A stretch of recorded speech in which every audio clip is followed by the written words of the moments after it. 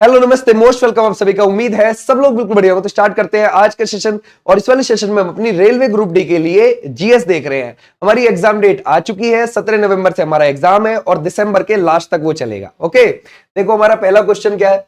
बोलता है भारत चीनी देशों में पहुंचने वाले प्रथम व्यापारी कौन थे? वो थे पुर्तगाली। और भारत आने वाले, अगर आप यूरोपियंस की बात करोगे तो पुर्तगालियों में भी कौन था? वास्को डी गामा पहला। ठीक है भाई, अगर आप देखोगे पुर्तगाली में पहला कौन था? वास्को डी गामा था। अच्छा, ये जो वास्को डी गामा आया है ये चला कब था वहां से? ये चला था जुलाई में। जुलाई अगर आप देखोगे 1497 में, और ये पहुंच गया था 20 मई 1498 में। कहां पर पहुंच गया था? ये पहुंच गया था केरल के कालीकट के पास, समझ गए, कुप्पाडू पे पहुंच गया था। कहां पर? कुप्पाडू। वहां पर यह पहुंच गया था, बंदरगाह पर उतर गया था। जमोरिन, जो वहां का लोकल शासक के पास ये उपाधि होती थी जमोरिन, जमोरिन ने इसका स्वागत किया। 4 जहाज अपने साथ लेकर आया था। जो इसका मुख्य जहाज था वो साओ गैब्रियल उसका नाम था। क्या नाम था मुख्य जहाज का? साओ गैब्रियल, जो इसका खुद का था। ये भी आप ध्यान रखोगे। तो ये 4 जहाज टोटल लेकर आया, उसमें से ये इसके जहाज का नाम था। ये वापस से कब आया? ये वापस से आया 1502 में। ठीक है भाई, फिर कब आया? 1524 में। 1524 में उसकी मृत्यु ही हो गई। और इसकी कब्र कहां पर मिल जाएगी? कोच्चि में आपको देखने को मिल जाएगी। कोच्चि कहां पर है भाई? ये केरल में आपको देखने को मिल जाएगा। ठीक है, आ जाओ नेक्स्ट पर। बोलता है विश्व व्यापार संगठन का मुख्यालय हमको कहां पर लगता है? देखो, सबसे पहले गेट चलता था। क्या चलता था? गेट। और ये कब बना? 1947 में 23 देशों की संधि से। और कब लागू हो गया? 1 जनवरी 1948 को ये लागू हो गया। इसको कब खत्म कर दिया गया? 1994 में। इसकी जगह क्या आ गया? WTO, world trade organization. 1 जनवरी 1995 को क्या लागू हो गया? WTO। देखो, चाहे गेट हो चाहे WTO हो, दोनों का हेडक्वार्टर कहां है? जेनेवा स्विट्जरलैंड के अंदर। जेनेवा स्विट्जरलैंड के अंदर दोनों का। WTO का हेडक्वार्टर यहां है। तो हमारा राइट आंसर क्या हो जाएगा? ये वाले बच्चे बिल्कुल ठीक है, B is the right answer. Okay भाई, आ जाओ नेक्स्ट पर। घग्गर नदी घाटी के प्राचीन सभ्यता के किस स्थान का विकास हुआ? तो घग्गर नदी के आसपास कौन सी थी इसमें से? कालीबंगा। ये आपको कहां पर देखने को मिल जाएगी? राजस्थान में। इसकी खोज किसने करी थी? अमलानंद घोष ने करी थी। और इसकी खुदाई किसने करवाई थी? वो जो खुदाई करवाई है वो करवाई है बीबी लाल और बी के थापर ने। ओके भाई, बीबी लाल और बी के थापर ने करवाई थी। ऐसे भी आप ध्यान रखोगे। ठीक है भाई, क्लियर हो जाएगा। तो हमारा राइट आंसर हो जाएगा ए वाले बच्चे, बिल्कुल ठीक है। अच्छा, ये यहां पर कालीबंगा क्यों है इसका नाम? क्योंकि यहां से काले रंग की चूड़ी मिली है। काले रंग की चूड़ी यहां पर मिली है। तो ऐसे भी आप ध्यान रखोगे, क्लियर हो जाएगा। कालीबंगा। आ जाओ भाई नेक्स्ट पर। नेक्स्ट देखते हैं। बोलता है निम्नलिखित में से कौन सी बोली मध्य प्रदेश में मूल बोली नहीं है? जरा बताओ कौन सी नहीं है। कोरकू है, या फिर आप लगाओगे इसमें से ब्रज भाषा है, या फिर आप लगाओगे इसमें से गोंडी है, मैथिली है। देखो, मैथिली आपको बिहार में देखने को मिल जाएगी। ठीक है भाई, बिहार में आपको देखने को मिल जाएगी। तो ये नहीं है, इसको हटा दो आप। बोलता है शांति के क्षेत्र में नोबेल प्राइज 2024 का विजेता ये कौन सा संगठन है? वो है निहान हिंडांक्यो। कहां का है? जापान का। इसने क्या काम किया? ये दुनिया भर में उन देशों के पास गया जिनके पास परमाणु हथियार है, और ये बोला कि परमाणु हथियारों को कृपया करके आप खत्म कर दीजिए, ये बहुत नुकसानदायक होते हैं। क्योंकि जापान ने ये सब झेला है। जापान ने हिरोशिमा के ऊपर, है ना भाई, ध्यान रखोगे, जापान के अंदर हिरोशिमा के ऊपर अमेरिका ने बॉम्ब गिराए थे। परमाणु बम कब गिरवाया था? वो 6 अगस्त 1945, है ना। किसने गिराया था? यूएसए ने गिराया था हिरोशिमा के ऊपर। और उसका कोड नेम क्या था? Little boy. क्या नाम था? Little boy. ओके, और B-29, है ना, ध्यान रखोगे, विमान से वो गिराया गया था। फिर उसके कुछ दिन बाद ही 9 अगस्त 1945 को नागासाकी पर भी परमाणु बम यूएसए ने गिरा दिया, और इसका नाम था कोड नेम फैटमैन। और ये भी B-29 विमान से गिराया गया था। ओके, ऐसे भी आप ध्यान रख सकते हो। बोलता है विशाल ग्रंथ किताबुल हिंद, जो मध्यकालीन भारत का इतिहास बताता है, ये कौन, जरा बताओ, से जुड़ा था? विशाल ग्रंथ किताबुल हिंद से जुड़ा था, जिसमें धर्म, दर्शन, सामाजिक और जीवन जैसे विषयों पर अध्याय थे। तो हमारा राइट आंसर कौन सा हो जाएगा, अल बरूनी ने ये लिखा। ठीक है भाई, क्लियर हो जाएगा, किसने, अल बरूनी ने लिखा। आ जाओ नेक्स्ट पर।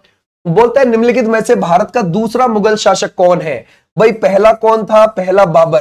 और बाबर कब से कब तक है, वो है 1526 से 1530। उसके बाद कौन है, हुमायूं। और हुमायूं 1530 से लेकर 1540 तक गद्दी पे बैठा, फिर वापस से कम बैक किया 1555 से 1556, फिर बैठा। फिर यहां पर अकबर बैठा, और अकबर अगर आप देखोगे 1556 से 1605। उसके बाद कौन है, जहांगीर। और जहांगीर का जो आपको टाइम पीरियड लगता है 1605 से 1627। फिर कौन हो जाएगा, फिर हो जाएगा यहां पर शाहजहां 1627 से 1658। फिर कौन हो जाएगा, औरंगजेब हो जाएगा, और औरंगजेब 1658 से 1707। फिर कौन हो जाएगा, बहादुर शाह फर्स्ट हो जाएगा, बहादुर शाह फर्स्ट। और ये हो गया 1707 से 1712, जिसको शाह ए बेखबर भी बोला जाता था, शाह ए बेखबर। उसके बाद कौन हो गया 1712 से 1713 के बीच में, जहांदार शाह, है ना भाई, जहांदार शाह, जिसको क्या बोला जाता था, लंपट मूर्ख बोला जाता था, लंपट मूर्ख। उसके बाद कौन हो गया 1713 से 1719 के बीच में, फिर हो गया फर्रुख हसियार, है ना भाई, ध्यान रखोगे, फर्रुख हसियार। इसको क्या बोला जाता, घृणित कायर बोला जाता, घृणित कायर बोला जाता। फिर 1719 में दो शासक बैठे थे, एक रफी उद दरजात बैठा था, दरजात, और एक बैठा था 1719 में, ध्यान रखोगे, रफी उद दौला, रफी उद दौला। ये बहुत दोनों थोड़े थोड़े समय के लिए बैठे। फिर 1719 से 1748 तक रंगीला गद्दी पर बैठा था, जिसका नाम था रोशन अख्तर। क्लियर हो जाएगा, रोशन अख्तर। तो वो कब तक बैठा, 1748 तक। ऐसे ही चिटपुट बैठते रहे। कौन थे, है ना भाई, आखिरी वो थे बहादुर शाह सेकंड, बहादुर शाह सेकंड। और उनको यहां से निकाल दिया गया कब, 1858 में, और 1862 में म्यांमार के रंगून में उनकी डेथ हो गई थी। ओके भाई, क्लियर हो जाएगा। तो ऐसे ध्यान रखोगे। हमसे क्या पूछा है, दूसरा, दूसरा कौन है इसमें से, हुमायूं, है ना भाई, दूसरा कौन है, हुमायूं। ऐसे आप ध्यान रखोगे। आ जाओ नेक्स्ट पर। बोलता है इसमें से 2011 की जनगणना के अनुसार 7 बहन राज्यों में से किस समूह में साक्षरता दर सबसे अधिक है। यानी कि यूं कह रहा है कि ये जो नॉर्थ ईस्ट है ना, इस नॉर्थ ईस्ट में कौन दो पढ़े लिखे राज्य है। तो वहां तो भाई आपको मिजोरम और त्रिपुरा लगेंगे। मिजोरम है 91.25% पर, त्रिपुरा है 87% पर। अगर हम देश का मामला देखें तो केरल सबसे ज्यादा मिलेगा 2011 के हिसाब से, है ना, 93.91% पर। फिर आपको मिजोरम राज्य देखने को मिलेगा सेकंड पर, मिजोरम आपको मिलेगा 91.25 पर। फिर आपको गोवा देखने को मिलेगा 88 पर, और फिर आपको त्रिपुरा देखने को मिलेगा 87 पर। तो ये तो है देश का मामला, लेकिन हमसे नॉर्थ ईस्ट का पूछ रहा है। ठीक है, तो ऐसे आप ध्यान रखोगे। आ जाओ नेक्स्ट पर।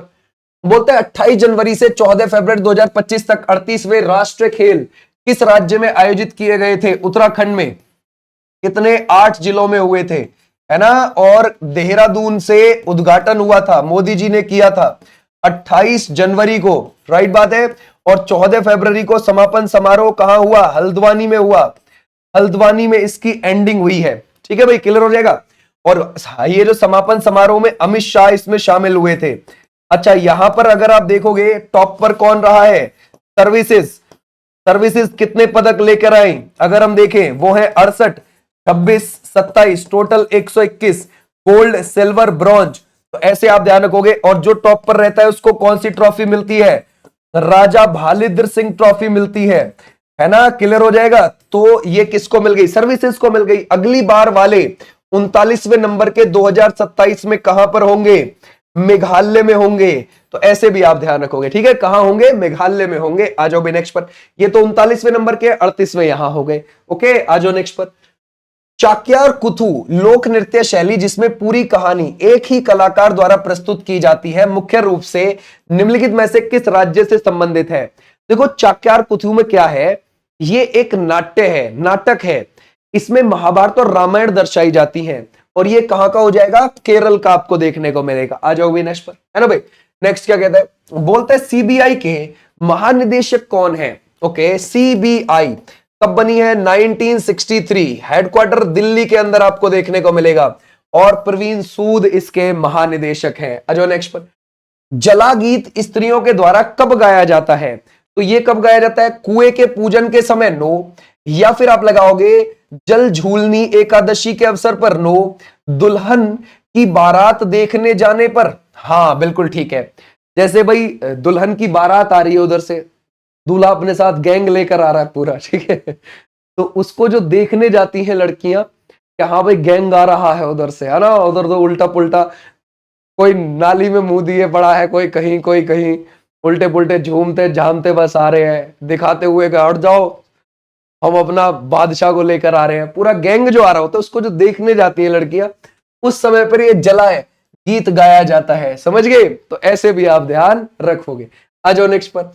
बोलता है वुमेन प्रीमियर लीग 2025 का खिताब किसने जीता? जरा बताओ क्या लगाओगे? Women premiere league. ये जो वुमेन प्रीमियर लीग है 2025, है ना, इसमें कौन जीत गया भाई? इसमें जीत गई मुंबई इंडियंस। ओके, क्लियर हो जाएगा। और किसको? दिल्ली को हरा दिया। ठीक है, ध्यान रखोगे, ये महिलाओं का है ना भाई, ये महिलाओं की प्रीमियर लीग है, ये ध्यान रखना। ठीक है भाई।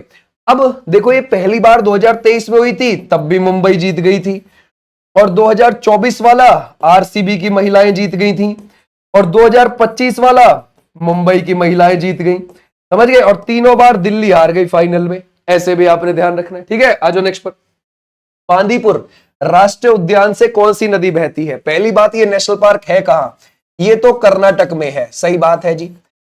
यहां से काबिनी नदी बहती है। अब कैसे काबिनी? देखो किसकी सहायक है, पहली बात ये ध्यान रखना है, ये आपको देखने को मिलेगी कावेरी की सहायक, कावेरी की सहायक है। ठीक है, कैसे? चलो देखते हैं। देखो यहां पर कर्नाटक है, कर्नाटक में आपको कोडागु जिले की ब्रह्मगिरी पहाड़ी से कावेरी नदी निकलती है, निकलने के बाद वो तमिलनाडु में आती है, और उसके बाद आगे जाके बंगाल की खाड़ी में गिर जाती है, और 800 किलोमीटर लगभग इसकी कावेरी की लंबाई है। तो ये जो नदी है काबिनी, ये निकलेगी कहां से? ये दो नदियों से मिलाकर बनती है केरला के अंदर, और केरल के बाद ये जाती है कर्नाटक में, और कर्नाटक में जाकर ये कावेरी में मिल जाती है। तो ये कावेरी की सहायक है। ऐसे ही लक्ष्मण तीर्थ भी है, लक्ष्मण तीर्थ ये भी है। ठीक है भाई, ऐसे ही अमरावती भी है, अमरावती, ऐसे ही अर्कावती भी है, अर्कावती, है ना भाई, ये भी आपको सहायक देखने को मिल जाएंगी। किसकी? ध्यान रखोगे, ये भी आपको सहायक देखने को मिल जाएगी कावेरी की। आ जाओ नेक्स्ट पर। इनमें से कौन सा दर्रा सही सुमेलित है? अगर हम देखें, माना दर्रा हिमाचल प्रदेश में है क्या? नहीं, तो ये तो उत्तराखंड में है भाई, है ना, उत्तराखंड में है।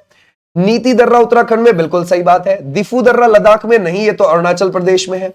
अघिल दर्रा आपको अरुणाचल प्रदेश में लगेगा, नहीं, ये लद्दाख में है। तो ओनली बी ही सही है इसमें। ठीक है भाई, बी सही है। आ जाओ भी नेक्स्ट पर। 1976 में भारत में पहला महिला अंतरराष्ट्रीय टेस्ट क्रिकेट मैच कहां आयोजित किया गया था? ये बेंगलोर में हुआ था, महिला का पहला टेस्ट मैच। ओके, और ये भारत और वेस्ट इंडीज की टीम के बीच हुआ था, भारत और वेस्ट इंडीज की टीम के बीच हुआ था। ओके भाई, आ जाओ नेक्स्ट पर। कश्मीर के दक्षिणी भाग में वैरीनाग में वसंत में कौन सी नदी निकलती है? देखो कश्मीर के, है ना, अगर आप दक्षिणी भाग से वैरीनाग के पास शेषनाग झील से कौन सी नदी निकलती है? वो निकलती है यहां से झेलम नदी, है ना, ध्यान रखोगे, झेलम नदी निकली, फिर ये मुजफ्फराबाद से मीरपुर तक इंडिया पाकिस्तान का बॉर्डर बनाती है, फिर ये पाकिस्तान चली जाती है और चिनाब में मिल जाती है ना भाई, क्लियर हो जाएगा। चिनाब में मिलने से पहले इसके ऊपर मंगला डैम बना हुआ है। मंगला डैम कहां पर? पाकिस्तान के अंदर इस नदी के ऊपर बना हुआ है। ठीक है भाई, क्लियर हो जाएगा, ये भी आप ध्यान रखोगे। उरी और तुलबुल जैसी परियोजना कश्मीर में इस पर चल रही है। उरी और तुलबुल जैसे प्रोजेक्ट इस नदी पर चल रहे हैं कश्मीर में। बोलता है लॉन टेनिस में निम्नलिखित में से किस पद का प्रयोग नहीं किया जाता? ओके, देखो ड्यूश का होता है, बिल्कुल, स्मैश का होता है, एस का होता है, लेकिन स्कूप तो आपको हॉकी में देखने को मिलेगा या फिर क्रिकेट में देखने को मिलेगा, है ना, इसमें आपको देखने को मिलता है। ऐसे भी आप ध्यान रखोगे। अजो नेक्स्ट पर बोलता है संविधान का 74वां संशोधन आपको किससे संबंधित लगेगा? तो ये है, अगर आप देखोगे, शहरी स्थानीय स्वशासन से, जिसमें हम नगर पालिका को देखते हैं या फिर हम नगर निगम को देखते हैं। ठीक है भाई, क्लियर हो जाएगा, नगर निगम। ये दोनों ही शहरी स्थानीय स्वशासन है और 74वां संविधान संशोधन 1992 से इसको कानूनी दर्जा दिया गया है और 12वीं अनुसूची जोड़ी गई थी। राइट बात है। अब ये जो नगर पालिका है ये कहां मिलती है? ये छोटे शहर और कस्बों में मिलती है। छोटे शहर और कस्बों में जिनकी आबादी 20,000 से लेकर 5 लाख है, वहां आपको देखने को मिलेगी। इनकी पावर कम होती है, इनकी याद रखोगे, कम पावर आपको देखने को मिलेगी इनकी, समझ गए।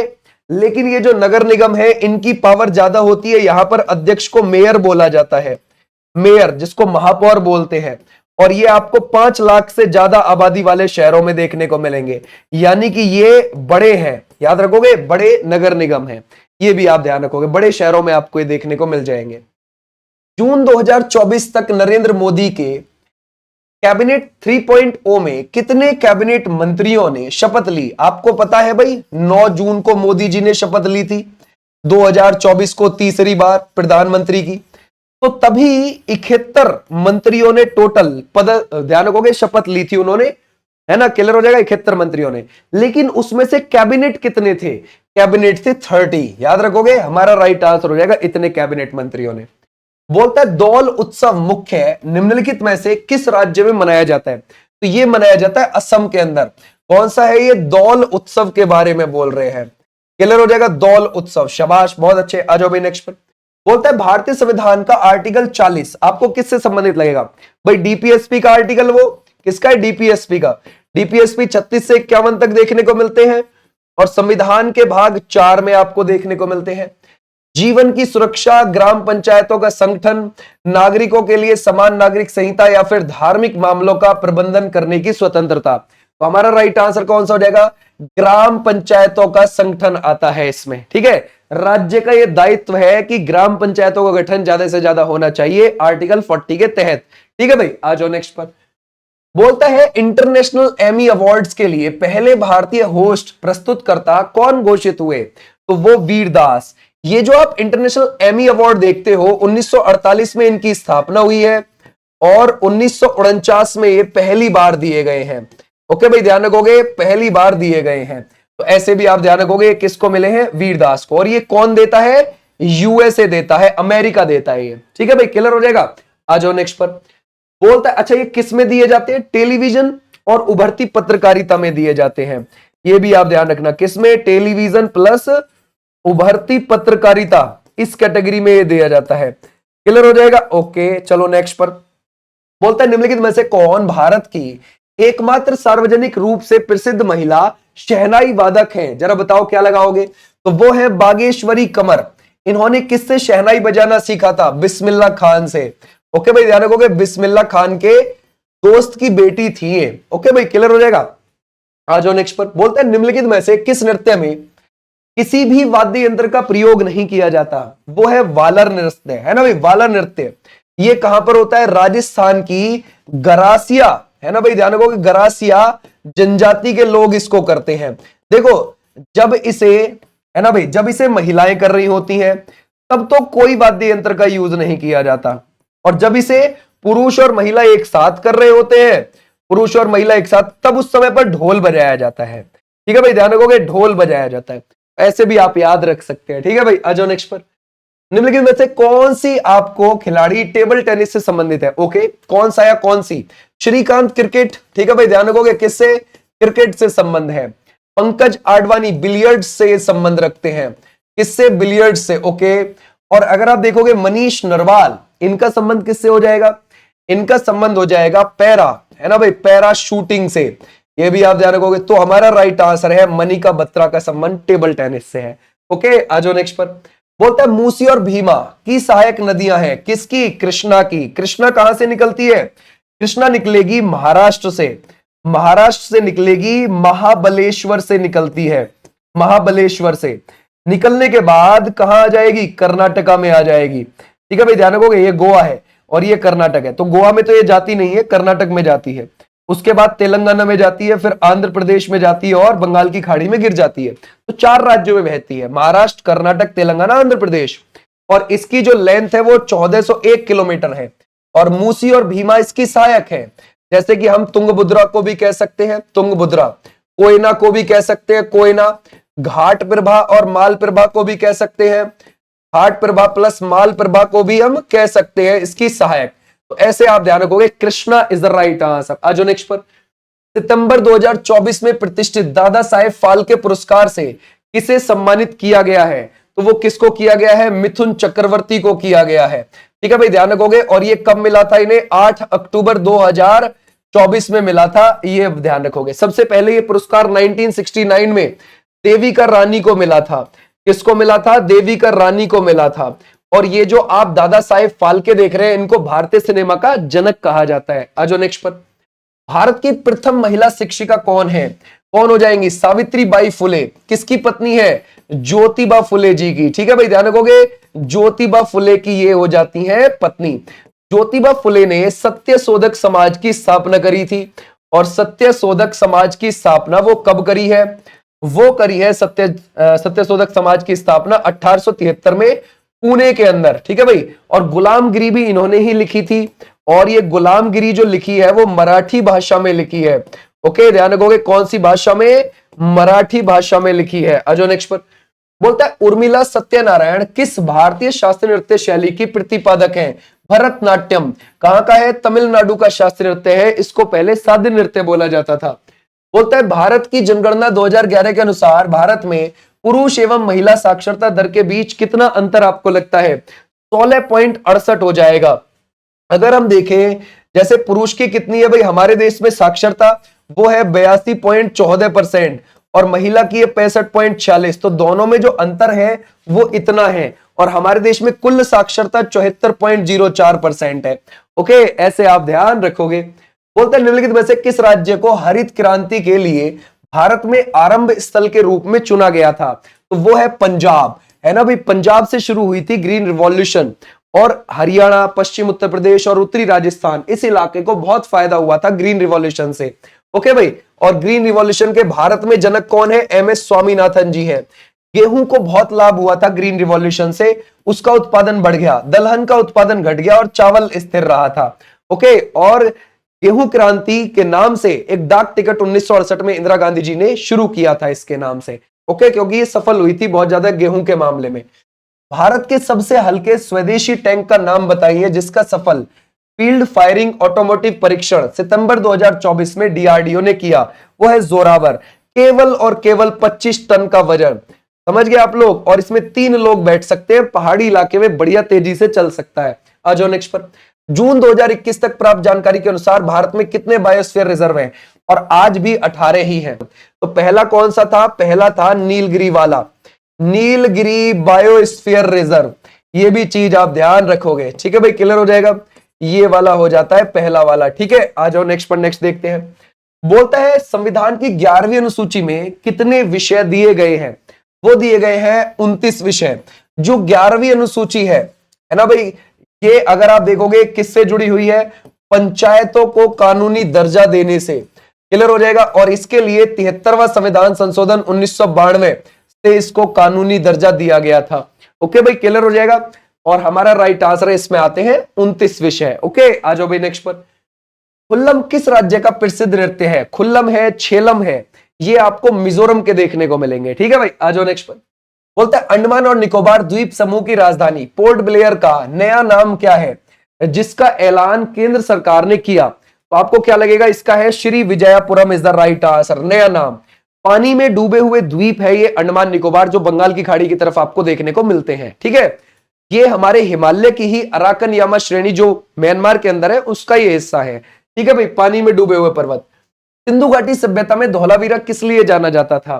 तो जल संरक्षण के लिए जाना जाता था। देखो सिंधु घाटी सभ्यता में अगर आप ये कच्छ वाला इलाका देखोगे गुजरात का, यहां पर एक कच्छ झील है, इसके अंदर एक द्वीप है। ठीक है भाई, ध्यान रखोगे। कौन सा है? खादिर बेट द्वीप। खादिर बेट द्वीप के ऊपर ये धौलावीरा बसी हुई थी, पत्थर से बसी हुई थी। ठीक है भाई, पत्थर से बनी हुई थी। और ये लोग जल संरक्षण प्रणाली के बारे में तो जानते ही थे, खेल का एकमात्र स्टेडियम भी यहां से मिला है। ठीक है, ऐसे भी आप ध्यान रख सकते हो। किस देश में याला ग्लेशियर को मृत घोषित किया गया और कई देशों के लोगों और ग्लेशियरोलॉजिस्ट ने मई 2025 में